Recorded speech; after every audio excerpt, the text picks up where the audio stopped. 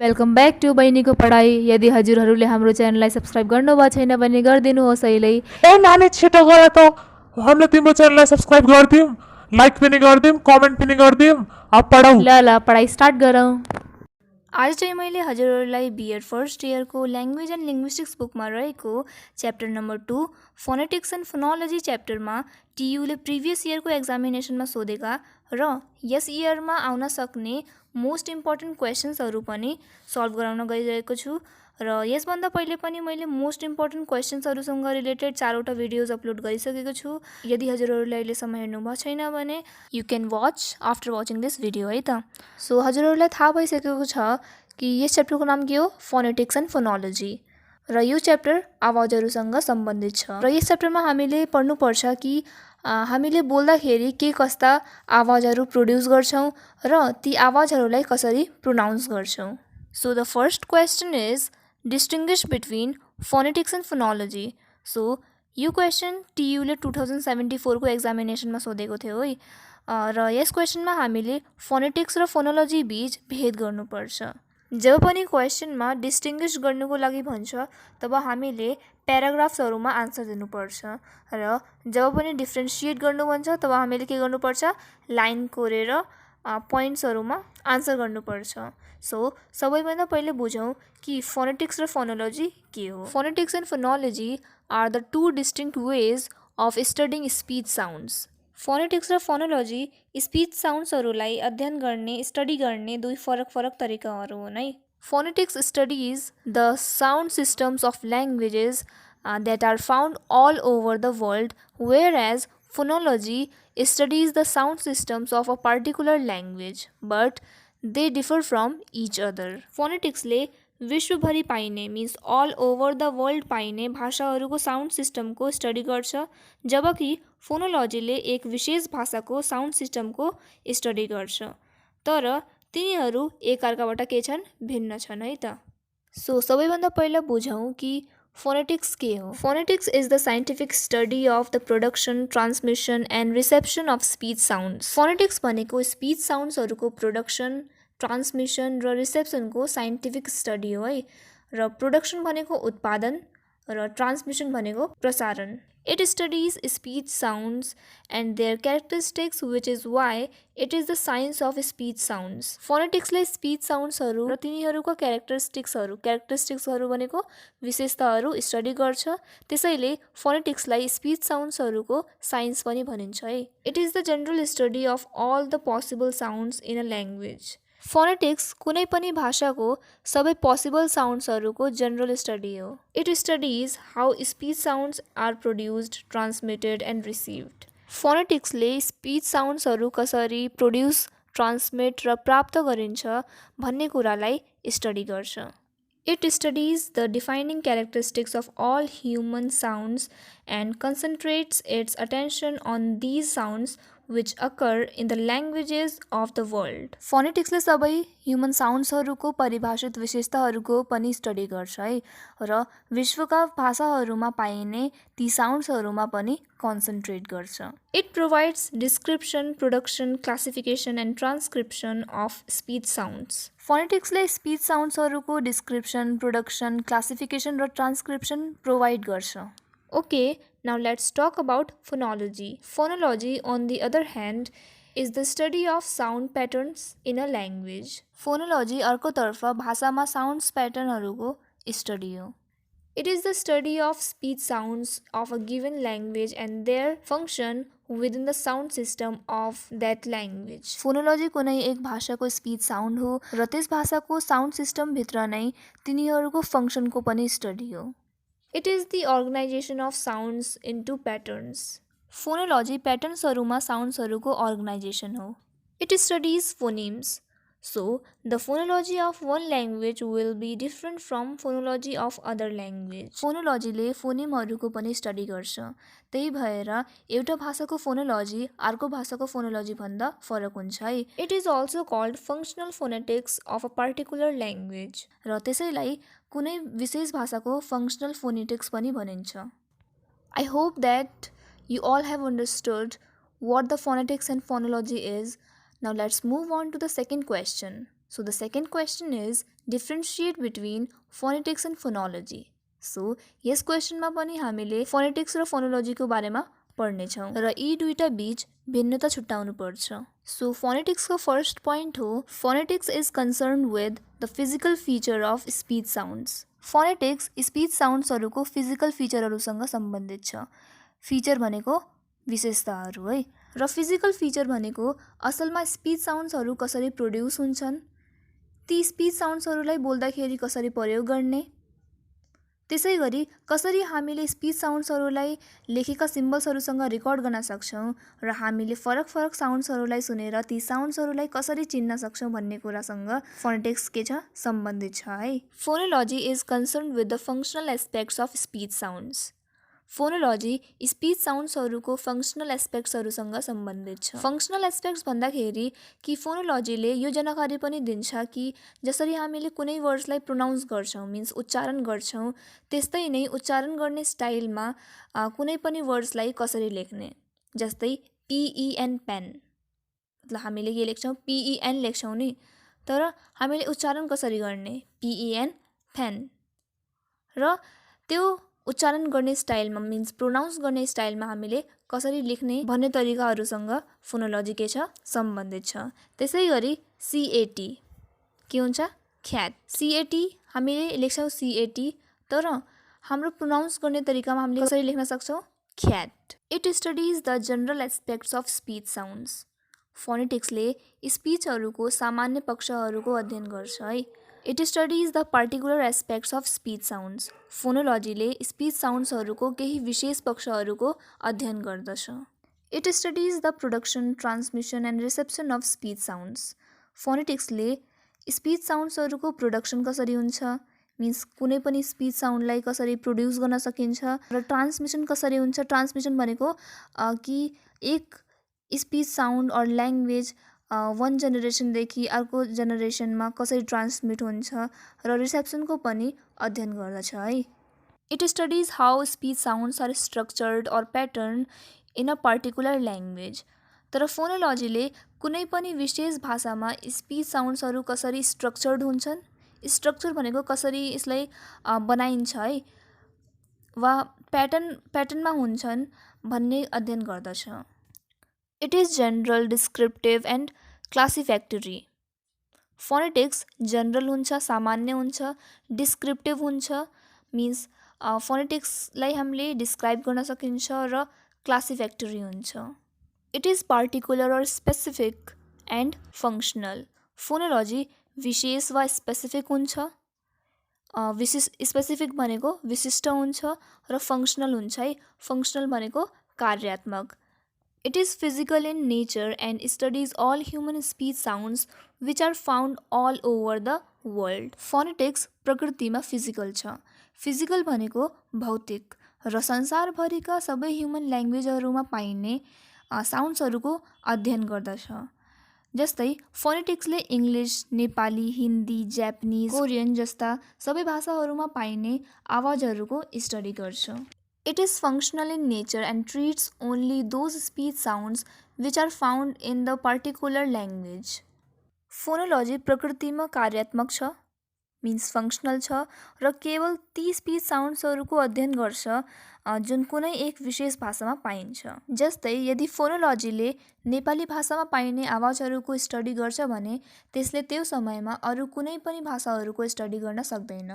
तर फोनेटिक्सले एक समयमा एकभन्दा धेरै ल्याङ्ग्वेजेसहरूको के गर्छ अध्ययन गर्छ, स्टडी गर्न सक्छ. It is concerned with phones and phonetic segments and it uses square brackets. Phonetics phone वा फोनेटिक सेगमेन्टहरूसँग सम्बन्धित छ, र यसले स्क्वायर ब्र्याकेट्सहरूको प्रयोग गर्छ. It is concerned with the phonemes and allophones and it uses slashes or slant lines. Phonology phonemes र एलोफोन्सहरूसँग सम्बन्धित छ, र यसले दुईवटा स्ल्यासेसहरूको प्रयोग गर्छ, र ती दुईवटा स्ल्यासेसहरूलाई हामीले स्ल्यान्टिङ लाइन्स वा स्ल्यान्ट लाइन पनि भन्न सक्छौँ है. It is the micro study and it is described as narrow transcription. Phonetics micro study हो किनभने यसले सबै भाषाहरूलाई छुटकरीमा स्टडी गर्छ, र यसले कुनै पनि भाषालाई न्यारो ट्रान्सक्रिप्सनमा डिस्क्राइब गर्छ।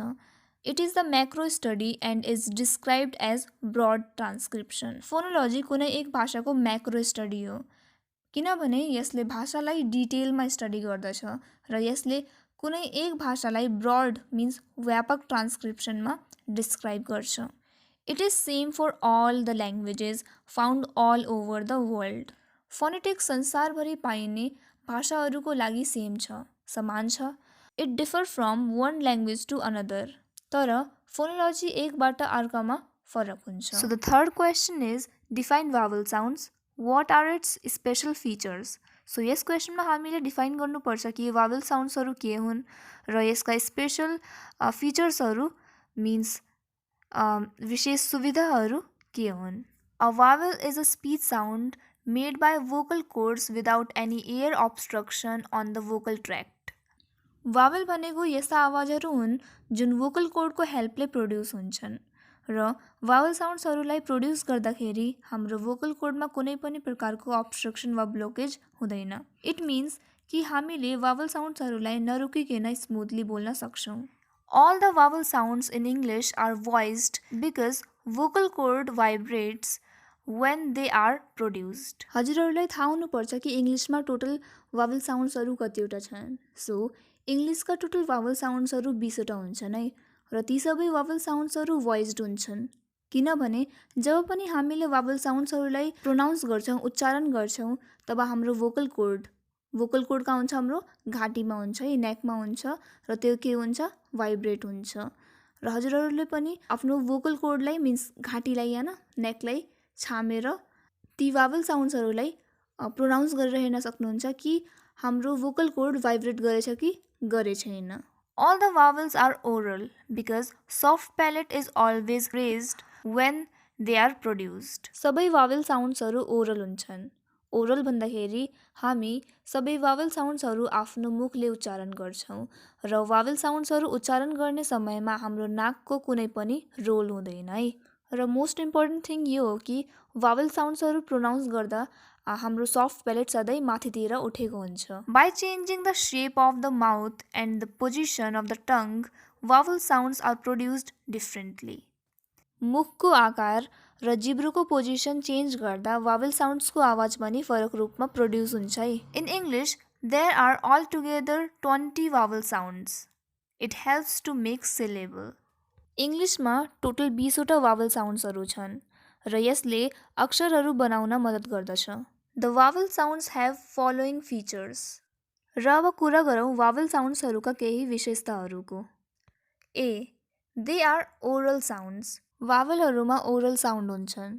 Be, they are voiced. सबै भावल साउन्ड्सहरू भोइस्ड हुन्छन्। C, tongue position makes its feature or position. जस्तै मैले हजुरहरूलाई पहिले भनेको थिएँ कि जिब्रोको पोजिसन चेन्ज हुँदा भावल साउन्ड्सको आवाज पनि चेन्ज हुन्छ। So the fourth question is differentiate between monophthongs and diphthongs. So यो क्वेसन पनि one of the most important questions हो र टियुले 2077 को एक्जामिनेसनमा सोधेको थियो है। र यस क्वेसनमा हामीले मोनोप्थोङ्स र डिप्थोङ्स बिचको भिन्नतालाई छुट्याउनुपर्छ। ओके, यिनी दुवैको भिन्नता छुट्याउनुभन्दा अगाडि हामीले बुझ्नुपर्छ कि मोनोप्थोङ्स र डिप्थोङ्स दुवै भावेलका साउन्ड्सहरू हुन् र मोनोप्थोङ्स टोटल 12वटा हुन्छन् अनि डिप्थोङ्स टोटल 8वटा हुन्छन् है। अनि टोटल भावेल कतिवटा हुन्छन्, टोटल भावेल 20वटा हुन्छन् है। र मोनो भनेको सिङ्गल, मोनो मिन्स के हुन्छ, सिङ्गल हुन्छ, त्यही भएर मोनोप्थोङ्समा सिङ्गल लेटर हुन्छन्। अनि डी भनेको डबल भनेको 2वटा, त्यही भएर डिप्थोङ्समा टोटल 2वटा के हुन्छन्, लेटरहरू हुन्छन्। And one of the most important thing is that मोनोप्थोङ्सका 2वटा लेटर्स मिलेर डिप्थोङ्स बन्छन् है। सो मोनोप्थोङ्सको फर्स्ट पोइन्ट हो monophthongs are pure vowels. So मोनोप्थोङ्सलाई प्योर भावेल्स भनिन्छ किनभने मोनोप्थोङ्सले वर्ड्सहरू प्रोनाउन्स गर्दाखेरि सिङ्गल साउन्डलाई प्रोड्युस गर्छ। Diphthongs are ग्लाइडिङ भावेल्स। डिप्थोङ्सलाई ग्लाइडिङ भावेल्स भनिन्छ किनभने जब पनि हामीले डिप्थोङ्सका भावेलहरूलाई प्रोनाउन्स गर्छौँ तब एक भावेल साउन्ड अर्को भावेल साउन्डमा ग्लाइड गर्छ। ग्लाइड भनेको स्मुथली चेन्ज हुन्छ, चेन्ज भनेको परिवर्तन हुन्छ। They do not change in quality. मोनोथङ्सको क्वालिटी कहिले पनि चेन्ज हुँदैन किनभने मोनोथङ्सहरू सिङ्गल हुन्छन्। They change in quality. डिप्थङ्सको क्वालिटी चेन्ज हुन्छ किनभने यसमा डबल साउन्ड्सहरू हुन्छन्। The organs of speech remain at same position while pronouncing them. मोनोथङ्सलाई प्रोनाउन्स गर्दाखेरि हाम्रो बोल्ने अङ्गहरूको पोजिसन सेम हुन्छ। जस्तै ई बोल्दाखेरि हाम्रो मुखमा अलिकति स्माइल हुन्छ, दाँत देखिन्छ र टङ भनेको जिब्रोको पोजिसन पनि सेम हुन्छ। मिन्स ई बोल्दाखेरि हाम्रो कुनै पनि स्पिच अर्गन्सको पोजिसन चेन्ज हुँदैन। चेन्ज भनेको परिवर्तन हुँदैन है। The organs of speech start from one position and immediately move in another direction. डिप्थङ्सलाई प्रोनाउन्स गर्दा हाम्रो बोल्ने अङ्गहरू तुरन्तै एक पोजिसन मिन्स स्थितिबाट सुरु हुन्छ र अर्को डिरेक्सन मिन्स दिशामा सर्छ। जस्तै उ बोल्दा पहिला हाम्रो ओठ राउन्ड हुन्छ। हजुरहरूले पनि गर्नु उ फेरि उ बोल्दाखेरि हाम्रो मुख के हुन्छ अलिकति ओपन हुन्छ है। जस्तै poor poor. They are 12 in number. मोनोथङ्स 12वटा हुन्छन् है। दे आर 8 इन नम्बर तर डिप्थङ्स 8वटा हुन्छन्। सो मोनोथङ्स र डिप्थङ्सको अन्त्यमा यिनी दुईटाका केही इक्जाम्पल्सहरू दिएका छन् होइन। मोनोथङ्स कतिवटा हुन्छन् 12वटा हुन्छन्, त्यही 12वटा इक्जाम्पलहरू होइन। अनि डिप्थङ्सहरू कतिवटा हुन्छन् 8वटा हुन्छन्, त्यही 8वटा इक्जाम्पल्सहरू है। So the last and 5th question is differentiate between fortis and lenis. So यो क्वेसन पनि टियुले 2075 को एक्जामिनेसनमा सोधेको थियो। सो यो पनि मोस्ट इम्पोर्टेन्ट क्वेसन हो अनि हजुरले पनि राम्ररी पढेर एक्जामिनेसन हलमा जानुपर्छ। ल अब बुझौँ कि यस क्वेसनमा हामीले के गर्नुपर्छ। सो यस क्वेसनमा हामीले फोर्टिज र ल्यानिस बीचको भिन्नतालाई छुट्याउनु पर्छ। यदि हजुरहरूले इङ्ग्लिसका कन्सोनेन्ट्सहरूलाई पढ्नुभएको छ भने हजुरहरूलाई थाहा नै होला कि ती कन्सोनेन्ट्सहरूका दुईवटा भोइसिङ हुन्छन् र ती दुईवटा भोइसिङहरूमध्ये एक भोइसलेस हुन्छ र अर्को भोइस्ड हुन्छ है। र अब मैले हजुरहरूलाई एक्सप्लेन गरिदिन्छु कि कुन कन्सोनेन्ट भोइस्ड हो र कुन कन्सोनेन्ट भोइसलेस हो। अब कसरी थाहा पाउने र अब डिस्कस गरौँ है त। सो कुनै पनि कन्सोनेन्टलाई प्रोनाउन्स गर्दा यदि हजुरहरूको भोकल कोर्ड कहाँ हुन्छ घाँटीमा हुन्छ है। अब हजुरहरूले कुनै पनि साउन्डलाई प्रोड्युस गर्नुभन्दा अगाडि के गर्नुपर्छ आफ्नो घाँटीलाई अलि बेर टच गरेर छाम्नुपर्छ है। छामेपछि के हुन्छ यदि त्यो भोकल कोर्ड हजुरको घाँटी भाइब्रेट गर्यो भने के हुन्छ त्यो कन्सोनेन्ट भोइस्ड हुन्छ। यदि हजुरहरूको घाँटी भाइब्रेट गरेन भने के हुन्छ त्यो भोइसलेस हुन्छ है। र अब हजुरले के गर्नु आफ्नो हातले आफ्नो उङ्लाले के गर्नु ल आफ्नो घाँटीमा राख्नुहोस् आफ्नो उङ्लालाई अनि छाम्नुहोस् है। छामेर के हुन्छ हजुरले थाहा पाउनुहुन्छ कि कुन कन्सोनेन्ट भोइस्ड हो र कुन कन्सोनेन्ट भोइस्ड होइन। र पहिला भन्नु ब भन्नुहोस् र आफ्नो हातलाई कहाँ छाप्नुहोस् घाँटीमा है। भाइब्रेट गर्यो कि गरेन भन्नुहोस् त। ब गर्यो नि भाइब्रेट किनभने त्यो के हो भोइस्ड हो। अब हजुरहरूले भन्नुहोस् है यो फको हो है। फलाई हामीले कसरी प्रोनाउन्स गर्छौँ गर्नुहोस् आफ्नो माथिल्लो दाँतलाई तल्लो ओठमा राखेर गर्नुहोस्। हजुरहरूको घाँटी मिन्स भोकल कोर्ड भाइब्रेट गर्यो कि गरेन अभियसली गरेन किनभने यो भोइसलेस साउन्ड हो, भोइसलेस कन्सोनेन्ट हो। त्यसै गरी हजुरहरूले भन्नुहोस् यो कलाई हामीले भन्छौँ है। अब आफ्नो घाँटीलाई पनि छामेर भन्नुहोस् त। के हजुरहरूको भोकल कोर्ड भाइब्रेट गर्यो? आई नो भाइब्रेट भएन किनभने यो के हो यो भोइसलेस हो है। र अब हजुरहरूले गर्नुहोस्। अब मलाई थाहा छ कि हजुरहरूको भोकल कोर्ड के भयो भाइब्रेट गर्यो। अब यो के हो यो हो भोइस्ड के हो भोइस्ड कन्सोनेन्ट है। र अब गर्नु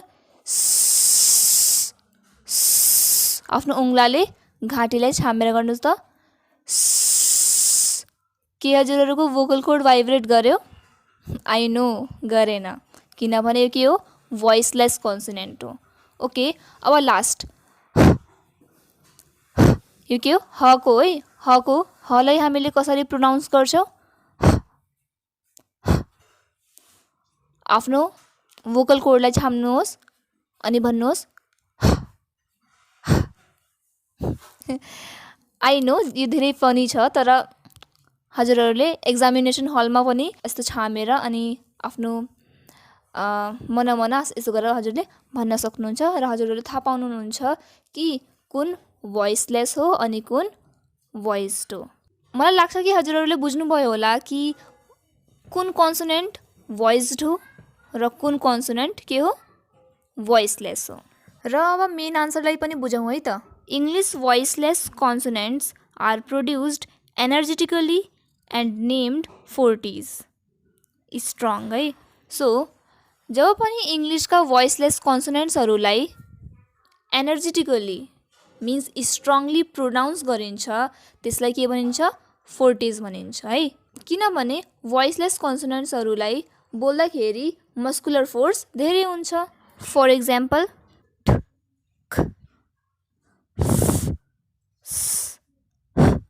and so on. English voiced consonants are accompanied with weak muscular tension and named lenis. Lenis means weak. र जब पनि इङ्ग्लिसका voiced consonantsहरूलाई प्रोनाउन्स गरिन्छ त्यसलाई लेनिस भनिन्छ है। किनभने voiced consonantsहरूलाई प्रोनाउन्स गर्दा मस्कुलर फोर्स र एनर्जी थोरै लाग्छ र लेनिस भनेको विक हुन्छ है।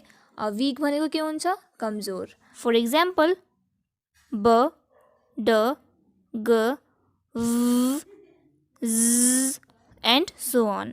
Comparison between 40s and lenis. र अब 40s र लेनिसको तुलना गरौँ है त। तुलना भनेको कम्पेरिजन। सबैभन्दा पहिला कुरा गरौँ भोइसिङको। सो 40s को भोइसिङ भोइसलेस हुन्छ र लेनिसको भोइसिङ भोइस्ड हुन्छ है। नेक्स्ट कुरा गरौँ लेन्थको।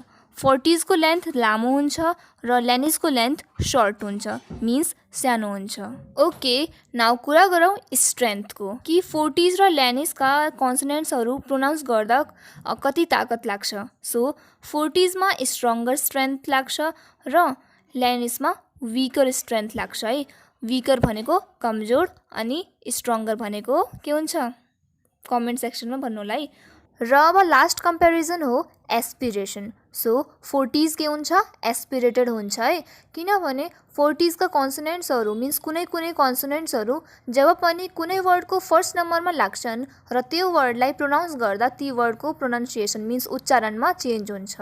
जस्तै टिओपी, टिओपी टप हुँदैन है, टिओपी टप हुन्छ।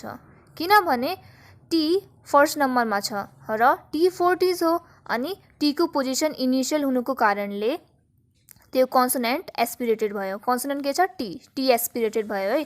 त्यही भएर टीमा एच थपेर आयो, एच एस्पिरेटेड भयो र टी ट नभएर ठ हुन्छ है। त्यसै गरी प मतलब पी, पी प हुँदैन है किनभने यो पनि 40s हो र पमा पनि के भयो, एस्पिरेसन लायो है। एस्पिरेसन लाउँदाखेरि पी प नभएर के भयो, फ हुन्छ है। जस्तै पोटेटो, फ्यान। अब पोटेटो नभन्ने पोटेटो भन्ने अनि पेन नभनेर फ्यान भन्छन्। तर हामी त नेपाली हो, हामीले त पोटेटो भन्छौँ अनि पेन पनि भन्छौँ। अनि तर जसले इङ्ग्लिस बोल्छ अदर कन्ट्रिजका मानिसहरूले के गर्छन्, फ्यान भन्छन्, पोटेटो भन्छन् है। र त्यसै गरी केलाई हामीले क भन्छौँ। तर जब पनि के कुनै पनि वर्डको फर्स्ट नम्बरमा लाग्छ त्यो के हुन्छ, ख हुन्छ, क हुँदैन। जस्तै खाइट अनि हामीले के भन्छौँ, काइट भन्छौँ है। त्यही भएर भनिन्छ कि 40s एस्पिरेटेड हुन्छ तर लेनिस एस्पिरेटेड हुँदैन। लेनिस कन्सोनेन्ट्सको पोजिसन जेसुकै भए पनि त्यसको प्रोनाउन्सिएसनमा कुनै पनि परिवर्तन मिन्स चेन्ज हुँदैन है। So this was the last question of this video. मैले आशा गर्छु कि हजुरहरूलाई मेरो भिडियो मन परेको होला र प्लिज मन पर्यो भने लाइक, कमेन्ट, सेयर र सब्सक्राइब गर्न नभुल्नु होला। अनि मैले हजुरहरूको धेरै धेरै धेरै धन्यवाद गर्छु कि हजुरहरूले मेरो भिडियोलाई यति माया गर्नुहुन्छ अनि हेरिदिनुहुन्छ। सो आजको लागि यति एन्ड बाई बाई।